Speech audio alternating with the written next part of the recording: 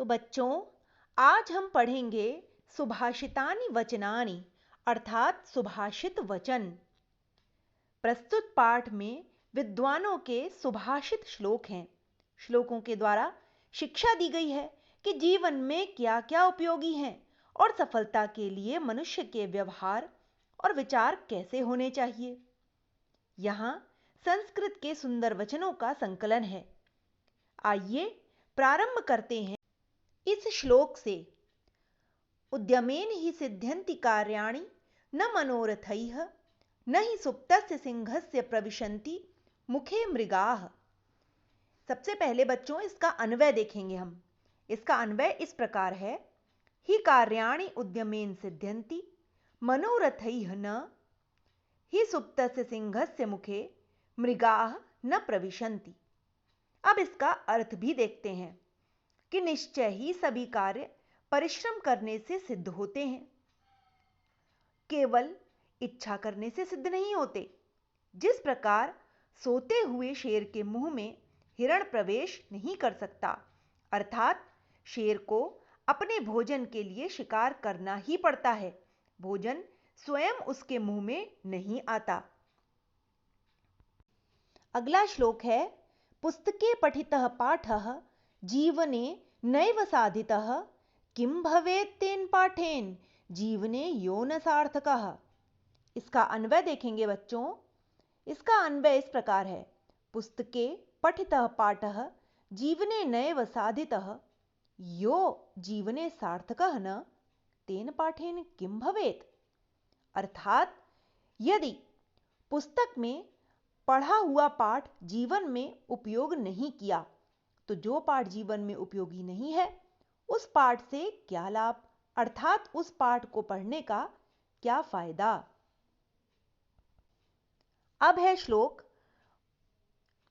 प्रिय वाक्य प्रदानेन सर्वे तुष्यन्ति जन्तवः तस्मात् प्रियम ही वक्तव्यम वचने का दरिद्रता।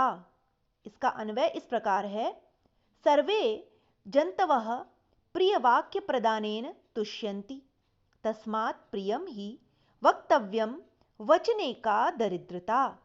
इसका अर्थ इस प्रकार है कि सभी प्राणी प्रिय वाक्य बोलने से प्रसन्न होते हैं, इसलिए प्रिय और मधुर वाक्य ही बोलना चाहिए। बोलने में क्या कंजूसी, अर्थात हमें हमेशा मधुर ही वाक्य बोलने चाहिए। अब श्लोक है, गच्छन् पिपीलको याति योजनानां शतान्यपि अगच्छन् वैनतेयोपि पदमेकं न गच्छति। इसका अन्वय इस प्रकार है, गच्छन् पिपीलको शतान्यपि योजनानां याति अगच्छन् वैनतेयो पदमेकं अपि न गच्छति। इसका अर्थ इस प्रकार है कि चलती हुई चींटी सैकड़ों कोस चली जाती है, परंतु न चलता हुआ गरुड़ एक कदम भी नहीं जाता, अर्थात एक कदम भी नहीं बढ़ा सकता। अतः सदा चलते ही रहना चाहिए। एक अन्य श्लोक देख लेते हैं, काकः कृष्णः पिकः कृष्ण को भेदः पिक काकयोः वसंत समये प्राप्ते काकः काकः पिकः पिकः।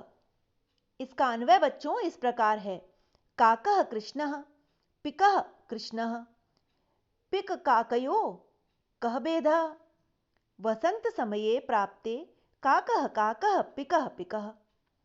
इसका अर्थ इस प्रकार है, कौवा काला होता है और कोयल भी काली होती है, कोयल और कौवे में क्या भेद है।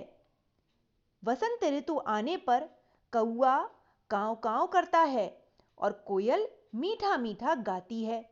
इसलिए यहाँ कहा गया है कि व्यक्ति की पहचान समय आने पर ही होती है। कोयल कोयल ही रहती है और कौवा कौवा ही। अब श्लोक लेते हैं बच्चों, पृथिव्यां त्रीणि रत्नानि जलमंत्रम सुभाषितम मूढ़ैः पाषाणखंडेषु रत्न संज्ञा विधीयते। इसका अन्वय इस प्रकार है, पृथिव्यां त्रीणि रत्नानि जलम अन्नम सुभाषितानि मूढ़ैः पाषाणखंडेषु रत्न संज्ञा विधीयते। इसका अर्थ इस प्रकार है, कि पृथ्वी पर 3 रत्न हैं, जल, अन्न और सुंदर वचन। मूर्खों के द्वारा पत्थर के टुकड़ों को रत्नों की संज्ञा दी जाती है, अर्थात मूर्ख लोग पत्थर के टुकड़ों को ही रत्न समझने लगते हैं। अगला श्लोक इस प्रकार है। सत्येन धार्यते पृथ्वी, सत्येन तप्ते रविः, सत्येन वाति वायुश्च, सर्वं सत्ये प्रतिष्ठितम्। इसका अन्वय इस प्रकार है।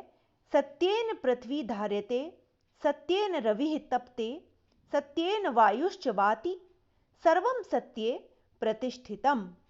अर्थात सत्य के द्वारा पृथ्वी धारण की जाती है, सत्य से ही सूर्य तपता है और सत्य से ही वायु बहती है। सब कुछ सत्य में ही स्थित है। अब है दाने तपसि शौर्ये, न विज्ञाने विनये नये, विस्मयो नहीं कर्तव्यो, बहुरला वसुंधरा। इसका अन्वय इस प्रकार है।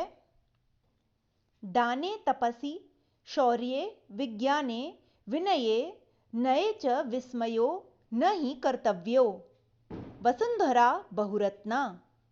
अर्थात दान में, तप में, शौर्य में, विज्ञान में, विनम्रता में और नीति में आश्चर्य नहीं करना चाहिए, क्योंकि पृथ्वी बहुत रत्नों वाली है। एक अन्य श्लोक देखते हैं। सद्भिरेव सहासीत, सद्भिः कुर्वीत संगतिम, सद्भिर्विवाद मैत्रीम च, ना सद्भिः किंचिदाचरेत। इसका अन्वय इस प्रकार है। सद्भिः एव सह आसीत, सद्भिः संगतिम कुर्वीत, सद्भिः विवादम मैत्रीम च, असद्भिः किंचिद न आचरेत।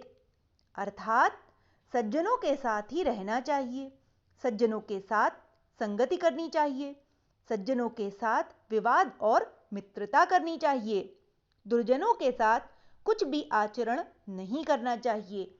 अर्थात दुर्जनों के साथ यदि हम मित्रता करते हैं तो वो भी व्यर्थ है, और यदि विवाद करते हैं तो भी व्यर्थ ही होता है। अगला श्लोक है।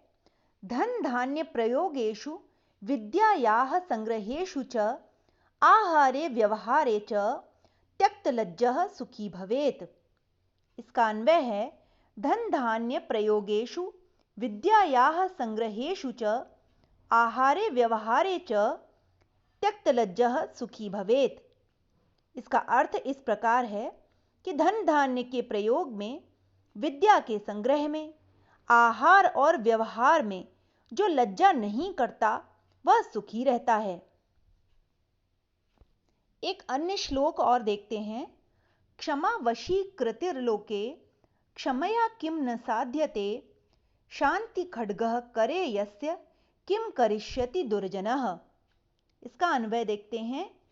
लोके क्षमा वशी कृतिः, क्षमया किम न साध्यते, यस्य करे शांति खड्गः, दुर्जनः किम करिष्यति।